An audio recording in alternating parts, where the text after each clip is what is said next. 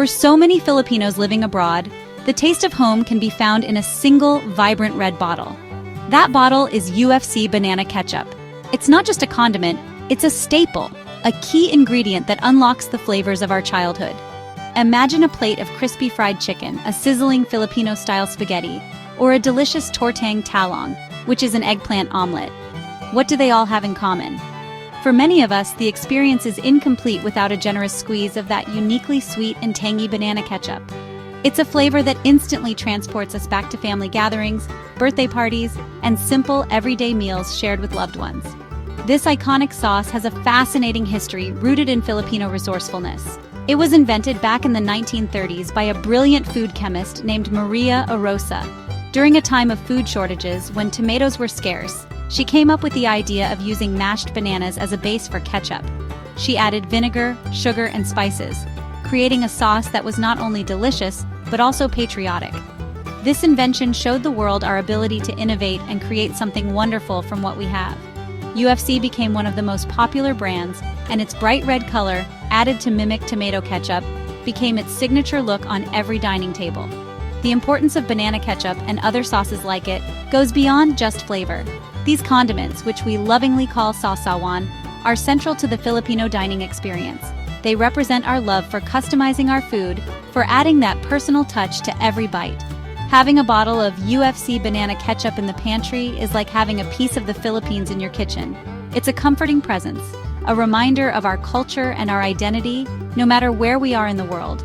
For the millions of Filipinos in the United States, it's a direct and delicious link to their heritage. So you can imagine the shock and confusion when this beloved product suddenly started disappearing from store shelves across America. It was something no one saw coming. One day it was a familiar sight in the international aisle of every grocery store. The next, it was gone. This wasn't just an inconvenience. For many, it felt like a small but significant part of their cultural connection was being taken away. The story of its temporary disappearance is a journey in itself, involving international regulations, community resilience, and the powerful bond we have with our food. The trouble began quietly in late 2023, but escalated into a full-blown crisis for Filipino-American communities by early 2024. The United States Food and Drug Administration, or the FDA, issued an import alert that targeted several popular Filipino condiments. On October 25, 2024, the alert was officially published, and it included the famous UFC banana ketchup. This alert, known as Import Alert 99-45, gave officials the power to detain these products at the border without even needing to inspect them first. Suddenly, shipments of our favorite ketchup, along with Jufran banana sauce and Mang Tomas all-purpose sauce, were stopped from entering the country. So, what was the problem? The issue boiled down to one specific ingredient, potassium iodate.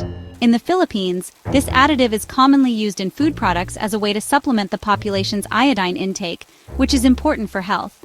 It's a government-supported initiative to ensure people get enough of this essential nutrient. However, food regulations are different all over the world. In the United States, the FDA has stricter rules about which additives are allowed in certain foods. For the category that banana ketchup falls into, potassium iodate is considered an unsafe food additive and is not permitted. It's important to understand that this didn't mean the ketchup was suddenly dangerous in a way that would cause immediate harm. It was a matter of regulatory compliance. The FDA has a list of ingredients that are generally recognized as safe, or GRAS, and potassium iodate wasn't on that list for this type of product. The US has its own methods for iodine fortification, like adding it to table salt, so they don't allow it in other imported goods like sauces. The ban was simply the FDA enforcing its own long-standing rules, but the sudden enforcement caught everyone, from importers to consumers, completely by surprise. This regulatory clash created a massive headache for the manufacturer, NutriAsia, and a huge problem for everyone who loved their products. The FDA's decision was based on protecting American consumers according to their standards, but it unintentionally created a cultural void. The agency saw an unapproved food additive, but the Filipino community saw the disappearance of a household essential. The stage was set for a period of scarcity, frustration, and a desperate search for a beloved taste of home that was now, officially, banned from American shores. The moment the ban took effect, the impact was immediate and widespread. In areas with large Filipino populations, like the Bay Area in California, a wave of panic buying swept through communities. People rushed to their local Filipino grocery stores, grabbing every last bottle of UFC banana ketchup they could find. Store owners watched as their entire stock, which was supposed to last for weeks, vanished in just a few days. Some shops had to impose limits, allowing customers to buy only 1 or 2 bottles at a time to give more people a chance. But it wasn't enough to stop the inevitable shortage. With the shelves empty and no new shipments coming in, a secondary market driven by scarcity quickly emerged online. The prices were shocking. People started selling the now rare condiments on websites like eBay and Amazon for outrageous amounts. For instance, a bottle of Mang Tomas sauce, which normally costs a few dollars, was reportedly listed for as much as $250 in Guam. A simple 2-pack of a shrimp paste condiment that would typically be under $4 was being sold for nearly $50 online. This price gouging made it impossible for average families to get their hands on these essential kitchen staples. The shortage didn't just affect family dinners, it hit Filipino-owned businesses hard as well. Restaurants, food trucks, and caterers who relied on the authentic taste of UFC banana ketchup for their signature dishes were suddenly in a difficult position. How do you make authentic Filipino spaghetti without the right ketchup? Chefs and cooks had to scramble for alternatives. Many started experimenting with their own recipes, trying to replicate that classic sweet and tangy flavor from scratch. Home cooks did the same, sharing recipes online and in community groups, determined not to let their favorite dishes disappear from the dinner table. This period of scarcity, though challenging, revealed the incredible resilience and resourcefulness of the Filipino community.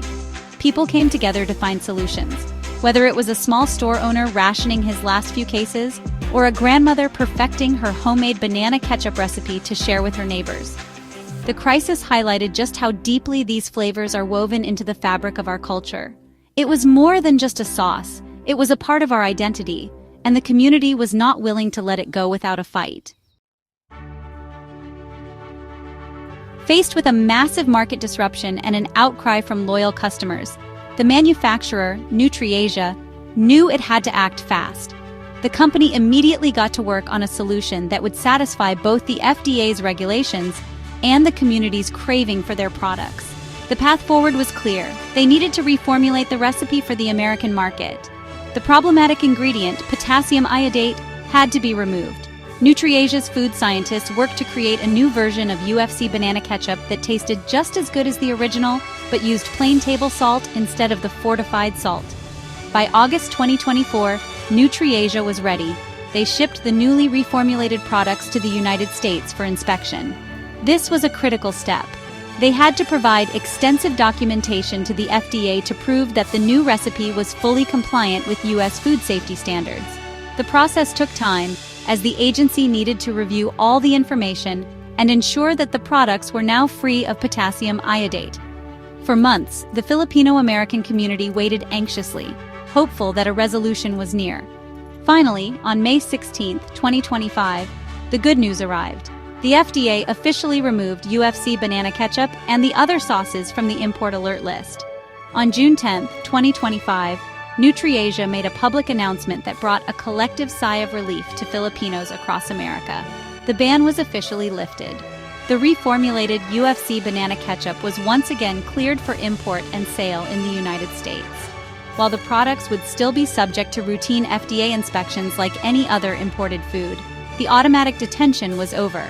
The company promised that a steady and uninterrupted supply would soon be heading to store shelves, ending the long months of shortages and high prices. The Great Ketchup Crisis was finally over. Today, on September 13, 2025, the iconic red bottles are back where they belong, and the experience has left a lasting legacy. The temporary ban inadvertently shone a bright spotlight on the deep cultural significance of Filipino cuisine in America.